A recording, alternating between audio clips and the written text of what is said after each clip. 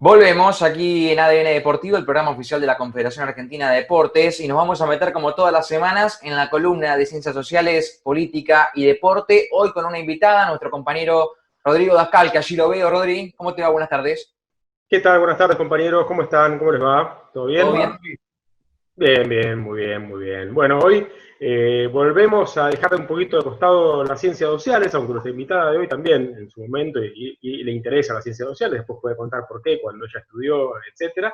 Pero nos metemos un poquito más en la política y en la gestión en la columna de esta semana.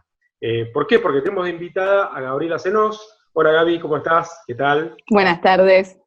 La voy a presentar brevemente y después voy a dejar que se presente ella. Gabriela Zenós es actualmente una de las responsables, la vicepresidenta del área de fútbol femenino de River, del Club Atlético River Plate. Así que quería seguramente vamos a empezar a charlar un poquito de eso, le vamos a pedir que se presente, que nos cuente un poquito cómo fue su acercamiento al club, su participación en River a lo largo de los años pasados, y que además está medio vinculado a lo que charlamos la semana pasada, pero eso no importa, no volvamos a la semana pasada, que tiene que ver con la manera en que los y las hinchas empiezan a vincularse con sus instituciones.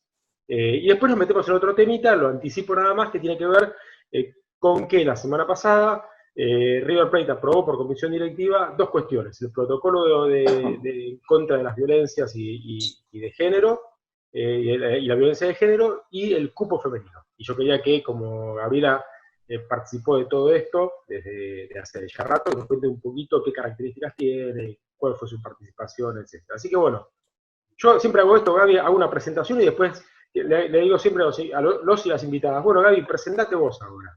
Entonces me corrigen, dicen lo que yo dije mal, vuelven a presentarse correctamente, etc. Bueno, mi nombre es Gabriela Zenós, soy directiva del área de fútbol femenino, soy secretaria en este momento, no Eso, bueno, ahí está, vicepresidenta. la corrección. También en el club es la segunda gestión como representante de socios, también la segunda en fútbol femenino. Bien, ¿y cómo te acercaste a River? ¿Cómo fue tu acercamiento al club en términos de políticos, de alguna manera? O podés contar cómo empezó todo eso antes, ¿no?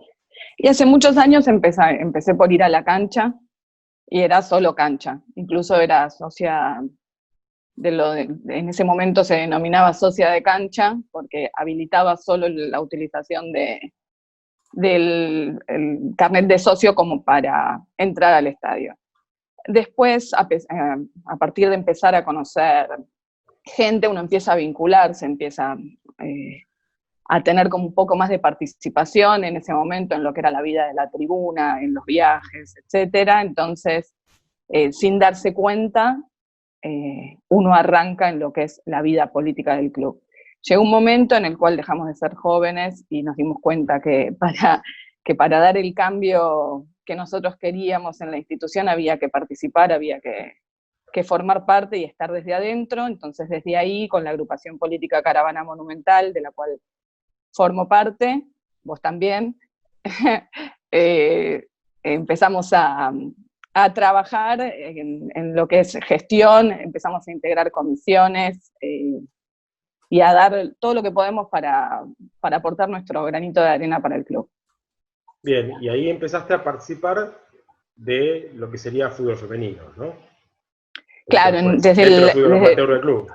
Desde el año 2013, a fines del 2013, cuando ganamos las elecciones, empezamos a gestionar nosotros en fútbol femenino, que es un departamento que depende de fútbol amateur, a cargo de Fernando Guarini, y actualmente el fútbol femenino creció un montón comparado con lo que era en aquel momento.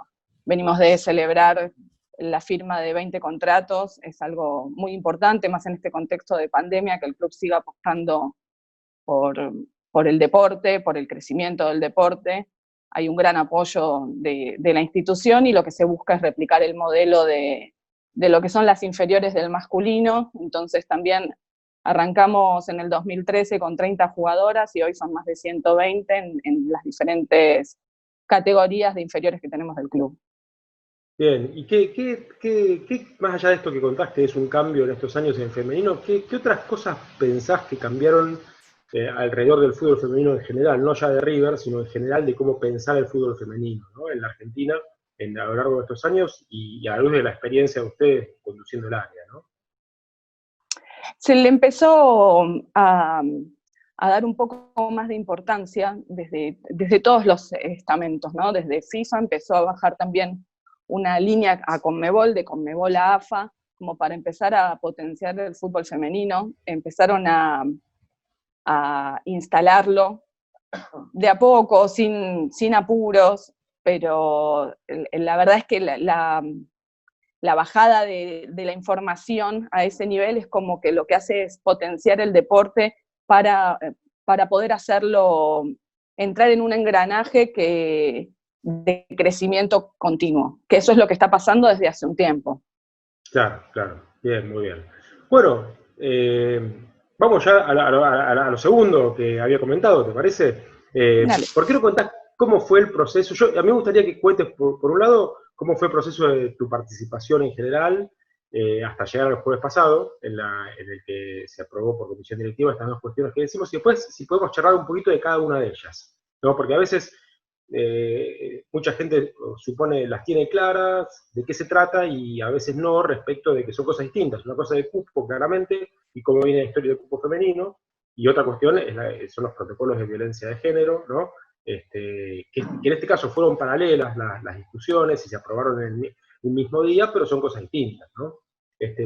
¿Por dónde quieres empezar? ¿Qué te parece? Arranquemos por el protocolo. Protocolo, exactamente. El protocolo es una decisión política de empezar a pensar un club más equitativo.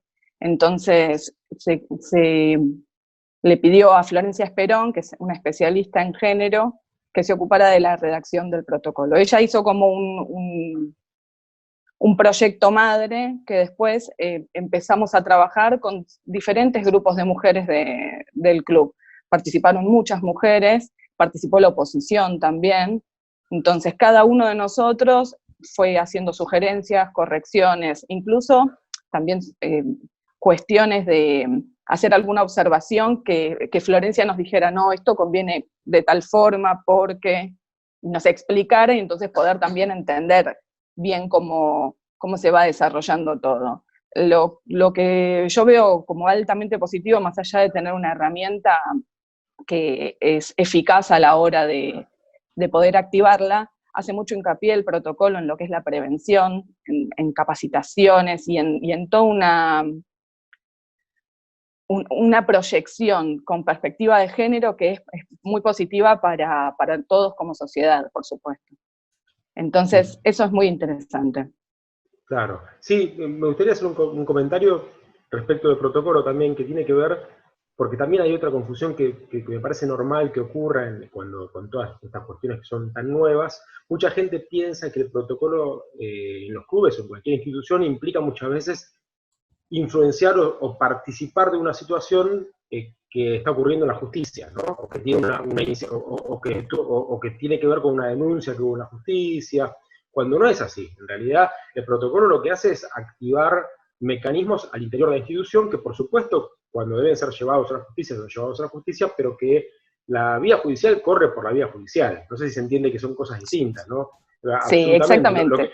Es como que el protocolo da pautas para que una institución, en este caso un club de fútbol, pero podría ser otra, actúe de determinada manera y con determinados parámetros frente a determinadas situaciones que pueden o no estar judicializadas al momento en que eso ocurre, ¿no? ¿Está bien lo que digo, Gaby? Sí, exacto. Son carriles diferentes porque incluso hay muchas de las acciones que están amparadas en el protocolo que no llegan a la justicia. Claro, exactamente. Entonces, en realidad lo que busca es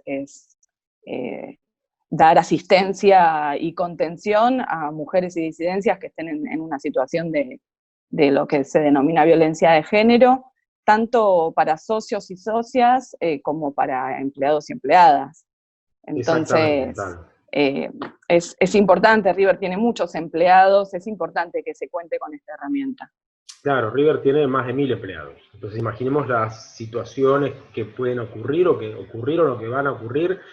entre empleados, socios, que participan de diferentes actividades, voluntarios, es como un mini mundo, ¿no? Como son todos los clubes de alguna manera, pero en términos de cantidad es realmente fuerte. Entonces, y esto me parece importante porque también, si bien muchas veces los casos ocurren fuera del ámbito del club, si bien ahí no se activa nada que tenga que ver con lo estrictamente, digamos, interno del club, también ahí el protocolo da contención en términos de que por lo menos le indica a la persona cómo puede resolver o seguir su cuestión por fuera de los ámbitos del club, aunque no haya ocurrido delante del club. Por ejemplo, la violencia doméstica, ¿no? O el acoso en algún otro lugar, ¿no?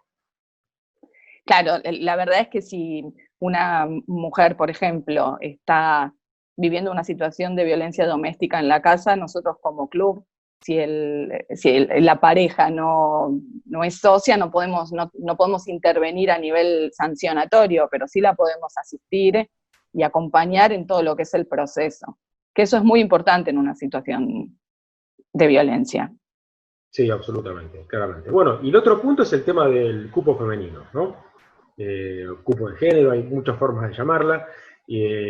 Yo solamente digo una cosa, y después te digo que cuentes cómo fue todo el proceso, que nos cuentes cómo fue el proceso, pero a muchos y muchas nos puso muy contento que en los fundamentos de la aprobación del cupo femenino se cite la ley del deporte del 2015, ¿no? Sancionada y promulgada en el 2015, con los fundamentos respecto de por qué en las listas de todos los niveles que cualquier asociación civil deba elevar, ¿no? En el momento eleccionario, debe haber un mínimo de 20% de mujeres en esas listas, ¿no? Después podemos discutir y charlar por qué el 20%, si el cupo es bueno o malo, entre comillas. Todo eso lo charlamos, ¿no? En charla de café o en charla seria. Lo que está claro es que necesitamos que la legislación empiece a reparar un poco y a ir en una dirección contraria a las estructuras dominantes de poder que desde hace, yo diría no décadas, sino siglos de alguna manera, justamente estructuran cómo se organiza la política en los clubes y en todos lados, ¿no? Entonces a mí me puso muy contento ver el tema de los fundamentos, no por un tema legal, sino porque evidentemente cuando en el 2015 se pensó la reforma de la ley del deporte, del cual la Confederación Argentina de Deportes fue fundamental, ¿no? en esa sanción. Bueno, aquí tenemos un club que está referenciándose en la ley del deporte para modificar el tema del cupo femenino, ¿no? Sí, exacto. Hace más o menos un año surgió la idea a partir de un grupo de mujeres, se encaró desde un órgano del club oficial, la Comisión de Mujeres, que ahora es Comisión de Mujeres, Diversidad y Géneros, y desde ahí lo que se hizo fue nuclear un montón de mujeres de la actividad política de River y también mujeres como socias sencillas que lo único que tenían es intenciones de empezar a participar y que también no encontraban el modo. Entonces, a partir del cupo, se estuvo charlando con el departamento legal, con el departamento de agrupacionales, asesorándonos con abogadas, investigando bastante sobre cómo activarlo, y terminamos presentando el proyecto que fue sancionado en la última comisión directiva. Con respecto al 20% en particular, no creo que sea poco, sobre todo contemplando la masa societaria de River. Me parece que es un piso y que lo que da la pauta de la gente que cuestiona por qué un cupo, porque tendrían que ser todas las que quieran por idoneidad y capacidad, y un cupo porque hubo 6 mujeres vocales en toda la historia de River. Entonces, si en 119 años hubo 6 vocales, eso da la pauta de cómo cuesta llegar a un puesto de ese estilo, por más que tengas la capacidad, la idoneidad del trabajo, etc. Entonces, Javi, una cosa con respecto al número que dijiste. 6 en toda la historia. A partir del año que viene, que hay elecciones en diciembre, debería mínimo haber 3, sí o sí, como mínimo, como piso, ¿no? ¿O me equivoco? 5. 5, perdón, ahí está, eso, 5. Para que veamos 5 la vocales diferencia. titulares. Entre las 6 que yo te estoy diciendo, estamos contemplando también vocales suplentes. Claro, o sea, entre vocales y titulares en toda la historia hubo 6. Y en el año que viene van a ser 8. 5 titulares y 3 suplentes como mínimo, como base. Para que veamos también cuantitativamente lo que significa la diferencia. Y eso también se replicaría en el resto de los órganos del club, ¿no? Asamblea de Sí, representantes, fiscalizadora, ¿no? comisión fiscalizadora también, que son considerados comisión directiva. En fiscalizadora hubo una mujer a lo largo de la historia durante 2 mandatos, y ahora va a tener que haber mínimo 2. En lo que es representantes de socios, actualmente somos 13 representantes de socias mujeres por lo que es el oficialismo, y van a pasar a ser 30. El cambio es enorme, y además... Sí, 13, Gaby, 13 sobre 100, digamos, ¿sobre cuánto? Ah, claro. Sí, 13 sobre 100 actualmente. Sí, por eso, en términos numéricos es abismal la diferencia, ¿no? Y se va a notar un montón más la participación femenina. La realidad es que las actividades del club, en su mayoría, están gestionadas por mujeres, que se acercan desinteresadamente a colaborar con una actividad que las representa o que les da alegría. Y ahora lo que va a pasar es que esas mujeres van a estar reconocidas de otro modo, no solo desde la gestión, sino en los papeles. Claro. En lo que corresponde debe ser, ¿no? No solamente en el día a día del trabajo, sino además que la representación política del club vea reflejado la participación de las mujeres. Bueno, no sé, compañeros, ¿quieren hacer alguna consulta, pregunta a Gaby? Gabriela, ¿cómo te va? Buenas tardes. Te quería hacer una pregunta sobre la cuestión del protocolo de género aprobado. Si hay algo que vos creas que faltó en alguno de los apartados. Mira, una de las cosas que charlamos con la redactora del proyecto, con Flor, es que el protocolo es una herramienta viva, y lo que decíamos, o mejor dicho, ella nos indicaba a nosotros, es que se va a ir cambiando continuamente, porque a partir de que se implemente, que desde la fecha del otro día son 45 días para poder organizar toda el área, van a empezar a surgir casos. Ojalá sean los menos posibles, ¿no? Pero van a empezar a surgir casos, y a partir de esas situaciones que uno se va a dar cuenta específicamente qué es lo que quedó afuera, qué es lo que hay que modificar, qué sobra, qué es lo que está generando un conflicto. Me parece que eso es lo más importante. Como que todos los años, por convención directiva, se va a tener que aprobar un cambio en el protocolo que siempre va a ser superador y mejorador. ¿Puedo hacer un comentario con esto, Nacho? Muy breve.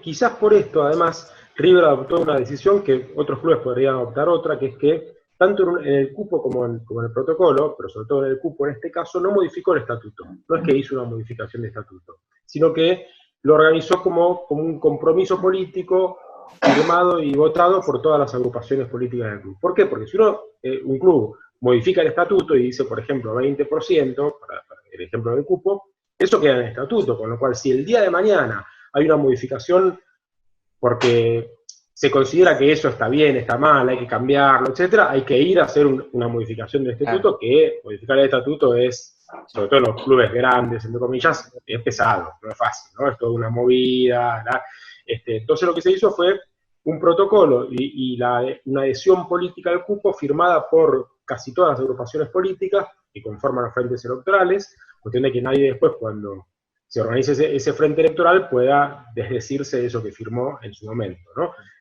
Pero perfectamente algunos otros clubes podrían modificar el estatuto y poner el estatuto, pero tiene esta cuestión. Si uno modifica el estatuto, después esto es tan móvil, como dice Gabriela, que en 2 años hay que cambiar algo y ¿qué pasa? Hay que ir a modificar el estatuto. Sí, perdería un poco la esencia. Sí, sobre todo sería poco dinámico, como dice Gaby, ¿no? Perdería la esencia y sería poco dinámico. Entonces, tiene que ver con esto. Así que nada, quería meter ese bocadillo, ¿sí? Pero en ese sentido, Rodrigo, ¿no tendría un mayor amparo que esté por estatuto? Sí, pero en un sentido tendría un mayor amparo, pero a veces los cambios de estatutos no son tan sencillos en los clubes. Porque, ¿qué pasa? Por ejemplo, en general, al cambiar el estatuto difícilmente puede aplicarse para las elecciones del año que viene. Porque suele ocurrir que con los cambios de estatuto en términos eleccionarios hay que dejar pasar la elección que sigue y empieza a aplicarse en la otra. Y después empiezan a haber también muchas veces críticas a esos cambios, presentaciones en la justicia, etcétera, etcétera, hasta que la IGJ define que es correcto. En cambio, de esta manera lo que hubo fue un acuerdo Te iba a decir político. eso justo, Rodrigo. Además, Sí. IGJ tiene que habilitarlo, o tiene que enviar una corrección, vos después volvés otra vez a sesionar, y después definitivamente ya queda el que la Inspección General de Justicia termina aprobando. Tal cual, Achita, y eso tarda meses, pero meses y meses Sí. a veces. Entonces, de esta manera se evitó eso y lo que se logró fue un acuerdo político de todo el campo político del club. Con lo cual, digamos, si supongamos que en las elecciones del año que viene algún frente electoral no respeta el cupo, la Junta Electoral, que es quien tiene que habilitarlo, le va a decir a ese frente electoral, no estás respetando el cupo femenino, que es algo aprobado por la comisión directiva y Claro. todas las agrupaciones políticas. Ahí Y está. ahora, Rodri, el tema del cupo va a asamblea también. Claro, sí, sí, sí. Como todo lo aprobado por comisión directiva, es aprobado por la asamblea, por el otro cuerpo político del club, con lo cual, digamos que queda establecido y es muy difícil que eso sea evitable de alguna manera. Claro. Gabriela, ¿cómo te va? Achita Ludueña te saluda, ¿todo bien? Muy bien, muchas gracias. Al principio de la nota hablabas un poco de lo que ha crecido el fútbol femenino en particular. Y se terminó, lamentablemente, y de manera abrupta, la temporada. ¿Qué balance haces de cómo se ha dado estos primeros meses de fútbol femenino profesional, entre comillas, porque va a ser profesional cuando todas tengan contrato, ¿no? O todas las del plantel tengan contrato, pero ¿qué balance se hace de esa primera temporada? Y en realidad una pena todo lo que pasó porque todos los clubes venían creciendo mucho, entonces este corte dejó el torneo trunco a la mitad y, y nos dejó con el sabor amargo de no poder concluir el primer torneo profesional o semiprofesional del fútbol femenino. Ahora, de todos modos, con el apoyo que comentaba antes que existe para la actividad, la AFA sostuvo lo que es el subsidio de los 8 contratos, entonces el resto de los clubes, que los no denominados grandes, pueden seguir sosteniendo la actividad con mucho esfuerzo, porque más allá de los contratos que abona AFA, uno tiene cargas sociales, por ejemplo, como institución a la hora de abonarlas, y se genera un costo muy importante para los clubes que tienen menos recursos, pero la verdad es que venía creciendo un montón y se nivelaba también, que era lo más importante.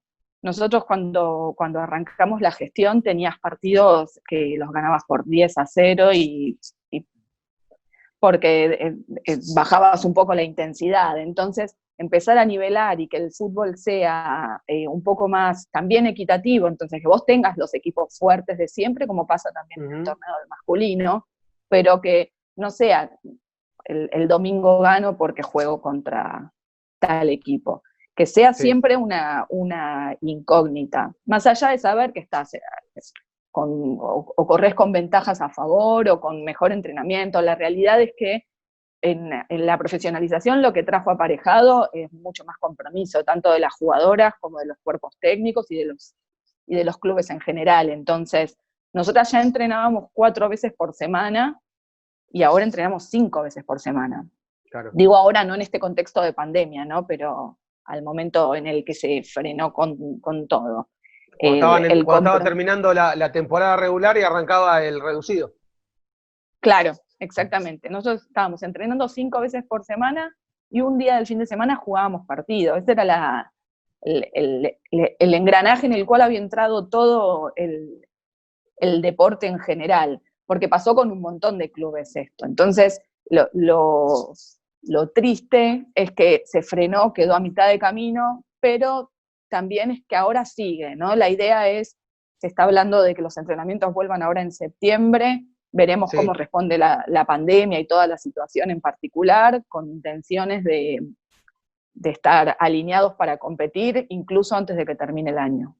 Sobre eso te quería justamente preguntar, porque cuando se reunió la AFA con los representantes del gobierno, el fútbol femenino en principio volvía en la jornada del lunes, pero me parece que no está bueno por un lado, y quería ver tu posición al respecto, por un lado, es decir, todos vuelven el mismo día, pero por el otro, no todos tienen el mismo nivel para poder volver en el sentido de la distancia que hay que cubrir, el nivel económico que tienen los jugadores de primera división respecto a la jugadora de primera división. Por eso quería saber tu posición al respecto de ello. No, yo estoy de acuerdo con que nos hayamos tomado un poco más de tiempo, sobre todo para poder encarar todo lo que se viene. la realidad es que después de esa reunión que comentás, está bueno que nos pongan como en la misma conversación y que nos traten como iguales. La realidad es que de momento la actividad no se comporta de manera igual, pero porque no genera lo mismo, ni tiene el mismo capital para lo que es la inversión, y etcétera. Entonces, cuando al día siguiente nos juntamos con los delegados de AFA, todos coincidimos en que necesitábamos un poco más de tiempo, sobre todo porque es necesario sí o sí activar el protocolo que redactó AFA junto a los profesionales médicos para poder volver a la actividad. Y dentro de ese protocolo, una de las cláusulas es que los jugadores se tienen que trasladar en sus propios vehículos. Y nosotras en el plantel, de un plantel de 25 jugadoras, 2 tienen auto, 3 tienen moto y el resto se maneja con transporte público. Entonces, hacernos cargo como institución de lo que es el traslado de ida y vuelta, la mayoría de las chicas viven en el conurbano, es un costo enorme. Entonces es necesario replantearse la vuelta a los entrenamientos en ese contexto, sobre todo. Clarísimo, Gaby. Bueno, pudimos hablar de todo. Iba a decir de todo y de todas, pero no, en este caso no es todo y de todas. Hablamos de todo, de todas las cosas también.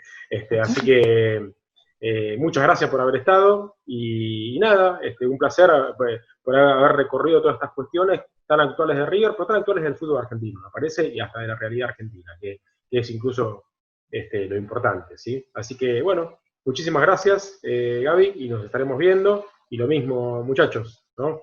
Nos despedimos. Así es. Gracias a ustedes, chicos. Sea hasta hacer casi el cierre, hago hasta el cierre de la columna prácticamente. Todo. Espectacular. Un lujo. Nombre de toda la cancha. Rodrigo, Muy bueno. Exactamente. Bueno, nos Gaby, estamos viendo, gracias. Abrazo. Gracias. Muchas gracias. Gracias. Nos vemos. Hasta luego. Hasta luego. Chao, chao. Bueno, ha pasado Rodrigo Dascal con Gabriela Llanos, quien es secretaria del fútbol femenino, del área de fútbol femenino de River. Nos ha contado un poco este nuevo protocolo de género que se ha implementado, también el cupo femenino que se ha aprobado. La verdad que ha sido una linda charla en esta columna de Ciencias Sociales, Política y Deporte, que también podría tranquilamente entrar en la columna de Elia Costa, de Deporte y Género. Sí, se tocó mucho el tema, así que bienvenido yo también. Está bueno que haya clubes, y sobre todo los más masivos que también puedan bajar el mensaje para el resto, porque si lo hace River, lo puede hacer cualquiera de los clubes, y bienvenido que yo sea. Bien, nos vamos a una pausa cortita y a la vuelta, aquí en ADN Deportivo, cerramos este programa de día martes, que hemos tenido de todo. Pausa y seguimos.